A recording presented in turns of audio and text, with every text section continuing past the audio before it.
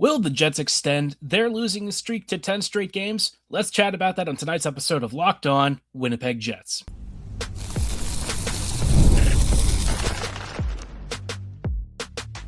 You're Locked On Jets, your daily podcast on the Winnipeg Jets, part of the Locked On Podcast Network, your team every day.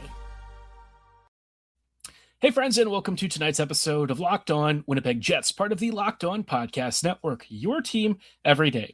I'm your host, Harrison Lee, an avid Winnipeg Jets fan and an online blogger. You can follow me on Twitter at HLivingLoco and at LO_Winnipeg Jets. Thanks for making Locked On Jets your first listen of the day every day. If you like what you're hearing, be sure to like, follow, and subscribe on all of your favorite podcasting platforms and YouTube. Doing so, of course, is always free of charge and ensures you never miss another episode. Most of all, though, we just love and appreciate your support, especially in helping to make Locked On the #1 sports podcast network.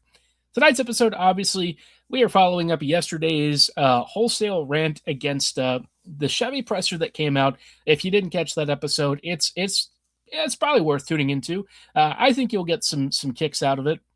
I think a lot of us probably also kind of agree in a broad sense of how frustrating and rage-inducing that press conference was. The stuff that Chevy said or perhaps didn't say, where he really needed to sell a vision for the team and all that, yeah, not going over big with the fan base. And later this episode, we'll talk a little bit about some of the interesting reactions I've heard, both from fans and from the media, and kind of respond to a little bit. But of course, the Jets still have business to take care of. They've got to play games. We may think the season's lost, but the team doesn't yet.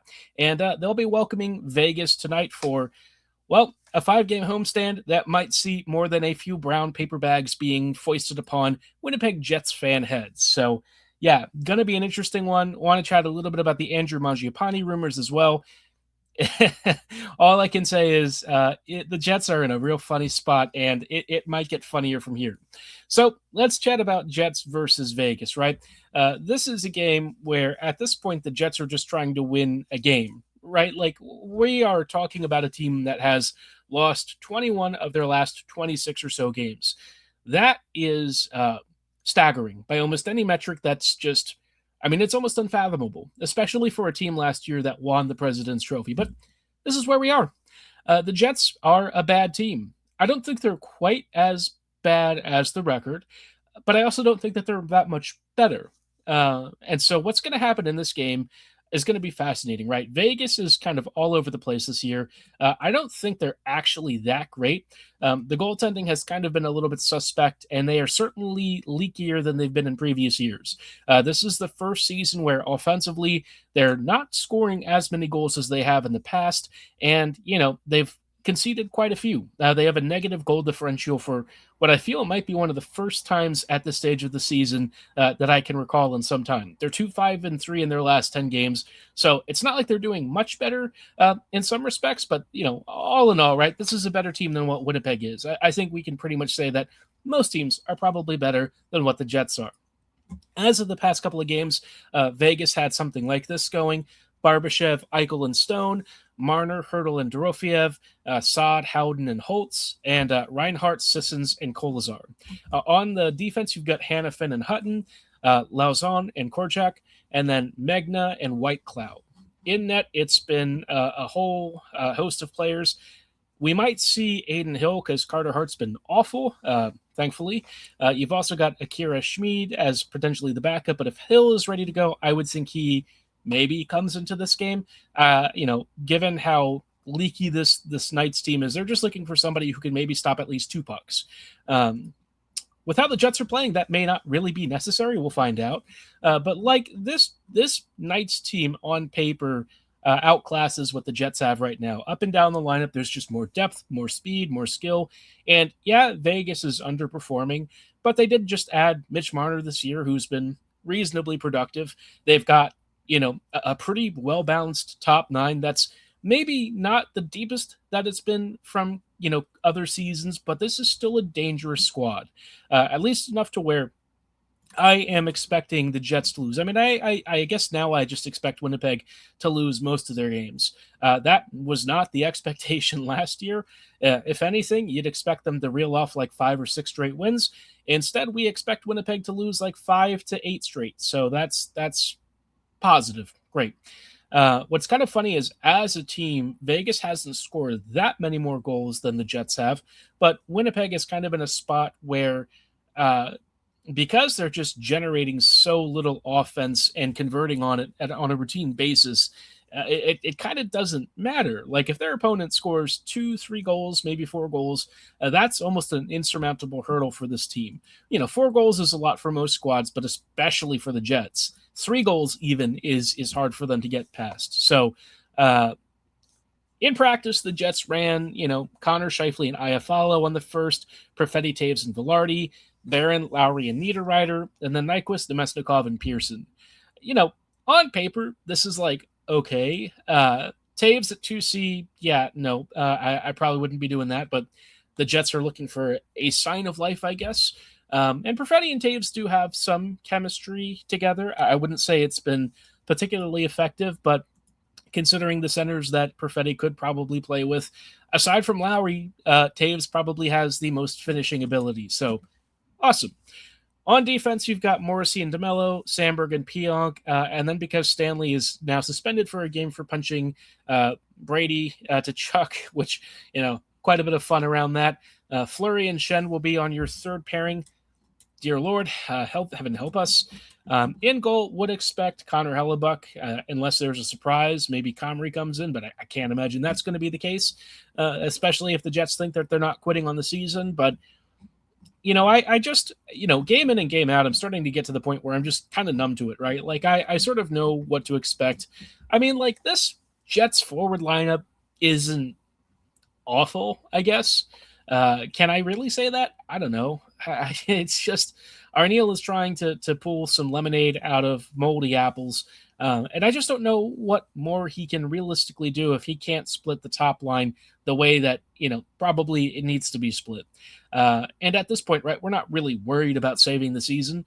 I think most of us are probably rooting for a loss, which is not a place that I thought Jets fans would be this time of the season, let alone, well, at any point this season. I thought, maybe this would be a scenario if things really went sideways, but that is the reality. Things have really gone sideways. So here we are. I guess the only thing I want to see out of this game is Vegas, claiming the points, and Winnipeg at least fighting, right?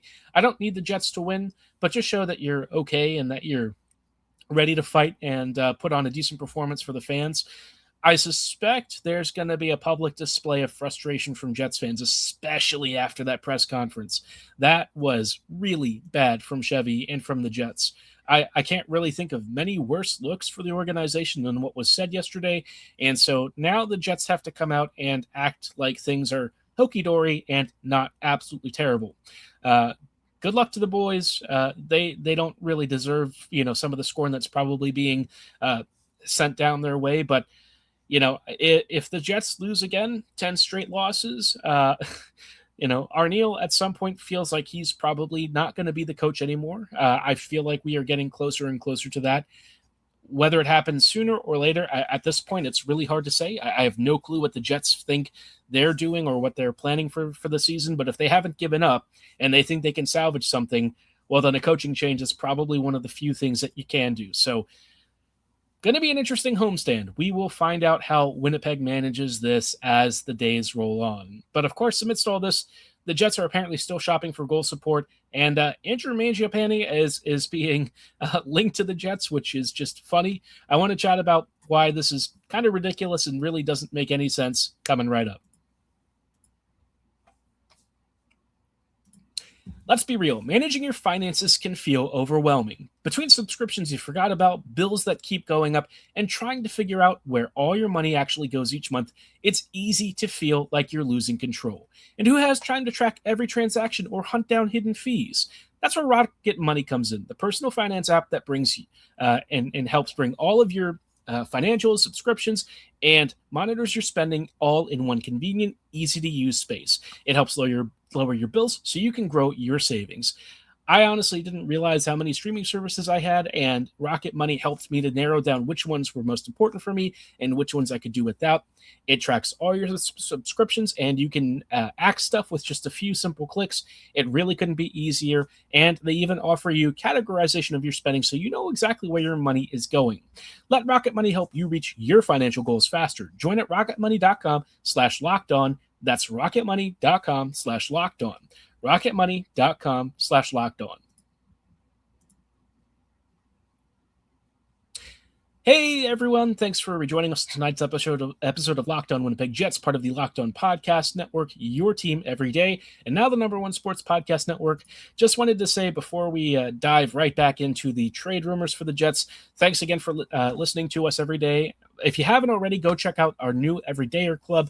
Locked On has this great thing where you can get ad-free episodes of this podcast and any other podcast per subscription, just $5 a month for each podcast. And if you subscribe to one, you can get a discount on the second and additional subscriptions. You'll also get a members-only Everydayer Discord server where you can chat with superfans just like you and lament the state of the Jets.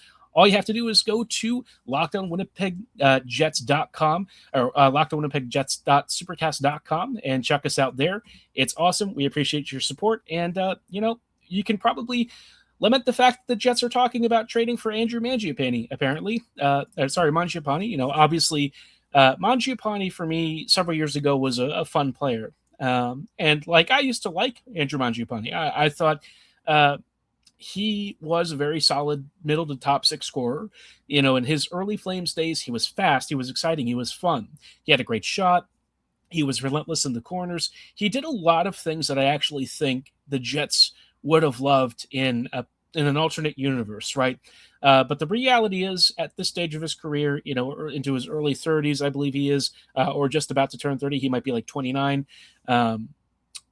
Andrew has kind of fallen off. The shooting percentage has dipped. The offensive creation has dipped. The forechecking ability hasn't quite been there. I don't know if it's an effort thing. I don't know if age is catching up, or maybe it's just a systems thing.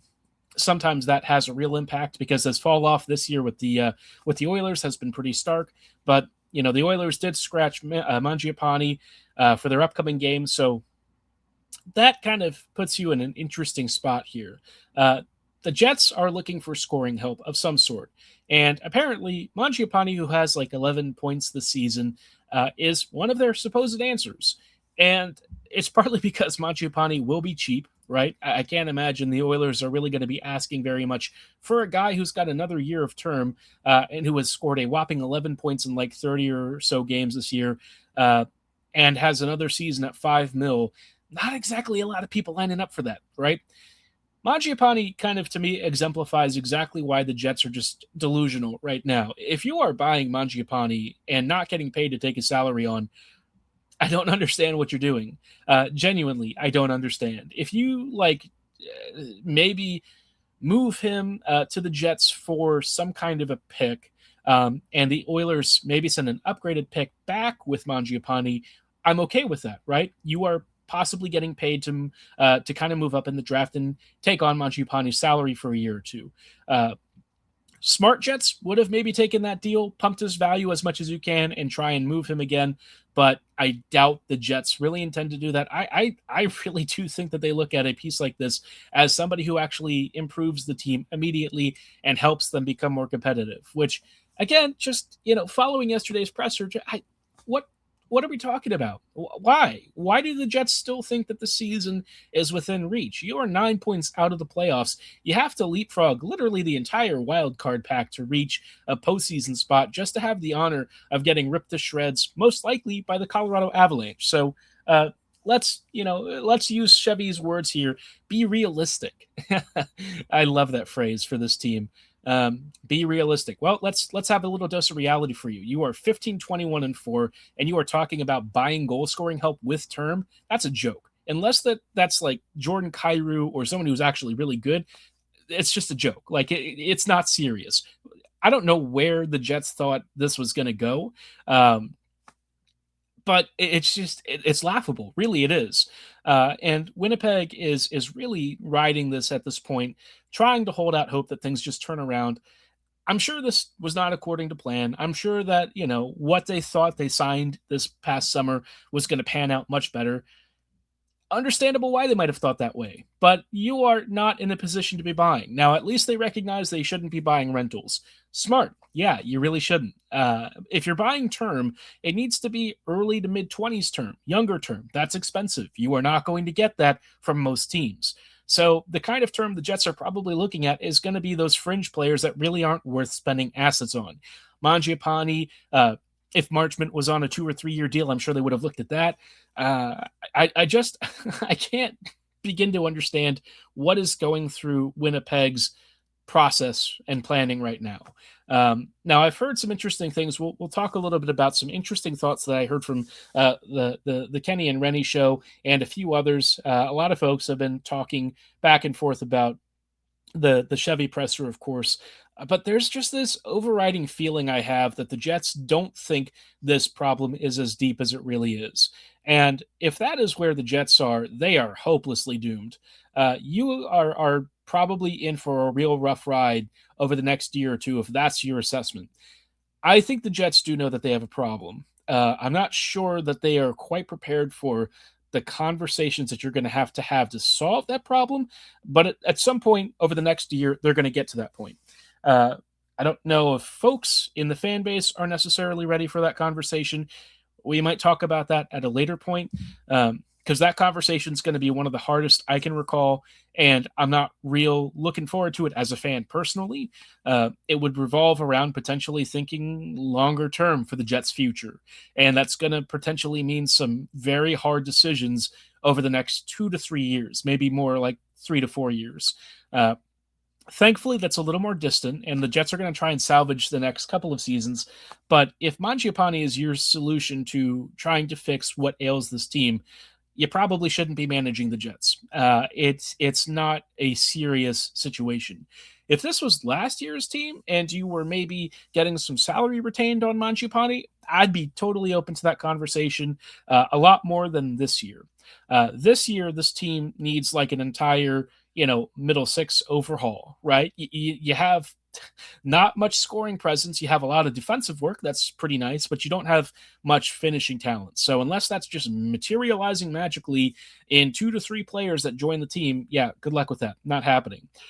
If anything, I would imagine Winnipeg maybe moves some of those 1-year deals they've signed, maybe gets Nyquist on another squad, maybe moves Pearson.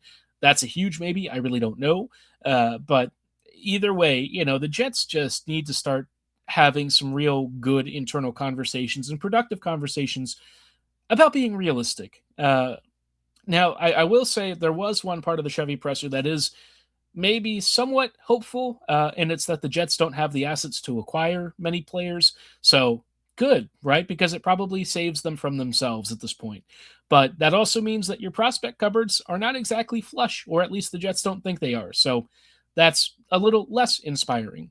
I mentioned on another episode that, the Jets don't feel their prospects are good enough to play on a last place team in the NHL. So who are they actually good to play for then? That asks a lot of really uncomfortable questions. And sorry if you feel like I'm being super down, but I think we are kind of at a breaking point with this team. And in the past, they did a great job of kind of avoiding cliffs and continuing to keep this team in a competitive state using some bargain prices, some market inefficiencies. They did a great job with that.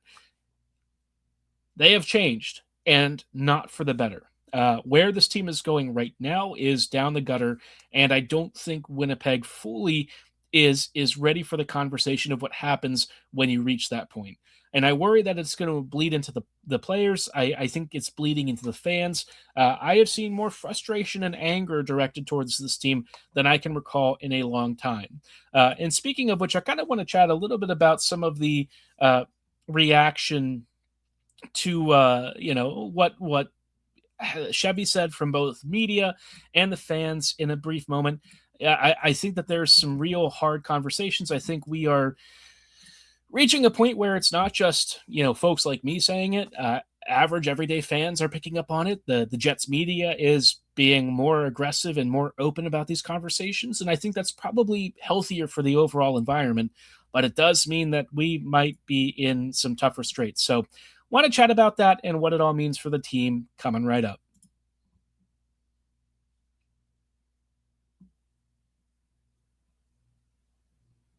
Hey, friends, and welcome back to this episode of Locked On Winnipeg Jets, part of the Locked On Podcast Network, your team every day, and now the #1 sports podcast network.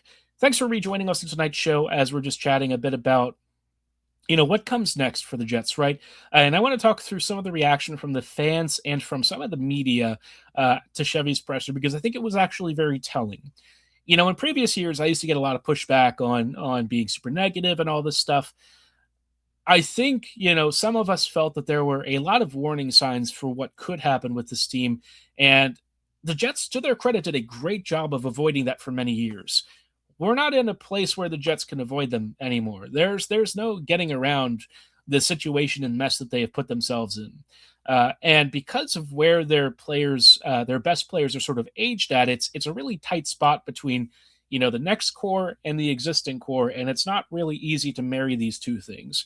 Kenny and Rennie had the show earlier yesterday, kind of talking through the reaction, and Sean obviously had, I would say, a more aggressive kind of approach. I think he really called into question the accountability from the Jets front office and from Chevy, based on the responses. I think it echoed a lot more of what I've heard from the fans.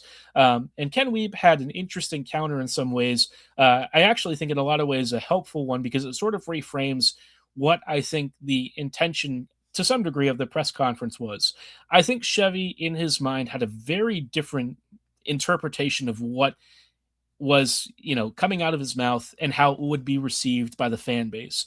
I think he probably expected folks to be unhappy, but, after a President's Trophy last year, the fact that this seems to be a one-year aberration, it can't be that bad, right? Instead, he just kind of stumbled into a complete disaster of a conference. And I think where a lot of the fans are frustrated, myself included, is there's not really been a response of like a clear vision or a message of hope. It's just sort of, we're working through it. We're gonna we can't make every move that we want. Prospects are not the safest gambles to take. There are players who haven't worked out, and yada yada. I mean, just like the same word salad, and that's not what people want to hear. Jets fans are paying a lot of money for season tickets or single game tickets or Jets merchandise. This team is a product. It is. It's a business and a product. And if you are not giving your stakeholders the right sort of product, they're going to turn against you. And I think that is kind of where the Jets are starting to trend. I've seen some real pushback on, suggesting that when you talk about saying season ticket holders should cancel and stuff, it's ridiculous and overwrought. And, you shouldn't say that because the team's been relocated before already with the first franchise. I get it, right? I come from a city that is famously one of the worst relocations in sports history. The Colts up and left overnight. So I'm sensitive to that, right? I do understand that fear. My counter to that is where the Jets are going status quo as is leading to that sort of conversation anyways. I'm saying that the Jets need to, maybe the fan base needs to do something a little more drastic, because I think that's the only message that the Jets really seem to pick up on. And unless they actually see some kind of repercussion for their decisions, I don't think that they get it. And I can't believe that that's where we're at. Other normal organizations don't have to have that same wake-up call as drastically as I think the Jets do.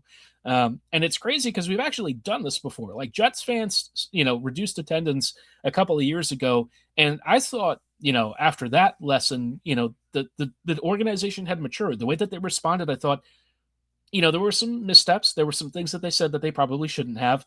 But then they also redeveloped a lot of the, off-ice stuff, in arena atmosphere, lots of community promos. They did a great job trying to make things better in a lot of ways, or at least more modernized. But then again, we're back here in the same conversation, and we're doing this dance again. And I just don't understand how that can possibly be. Professional sports franchises stumble into stuff all the time and have issues. But like the stuff that we're seeing from the Jets are things that we used to make fun of other Canadian teams for. And it feels kind of full circle in a way. And I can't believe that we're back at this point with the same Jets team. and it feels like we've really not made progress. And to kind of see that reflected in the Jets fan base that's been, yeah, they are not happy. I'm seeing lots of people saying they're not renewing their tickets. I've seen folks say that, unless Chevy leaves, we're going to start fire Chevy chants in the arena. We're going to wear paper bags. We're going to be very vocal about our displeasure. And I think there is a lot more angst than usual because, the Jets aren't selling us the kind of vision for the future that I think folks need to hear. The team instead just kind of seems to be ho hum. There's not at least a very public acknowledgement of the pressure yet, which is fine. I get it. You don't want to like completely throw out the baby with the bathwater on the season, but it's kind of getting to that point, folks. And I don't really understand how much longer the Jets can afford to kind of stay quiet on this, at least in the way that I think they need to be, a little more forthcoming. I don't need to hear like a 30-point plan for how the Jets are going to turn things around.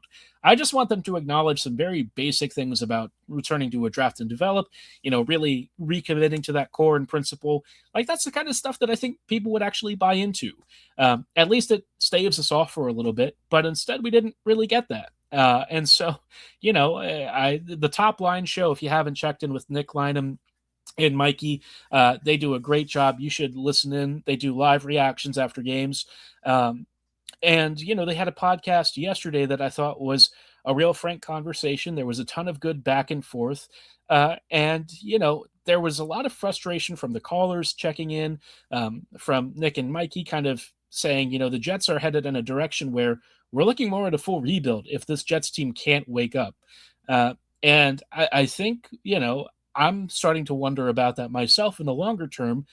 Where is this Jets team going? Where does Winnipeg think it's going? And I think these are two divergent paths right now. So Winnipeg is going to have to look in the mirror at some point and have a real honest conversation about what comes next.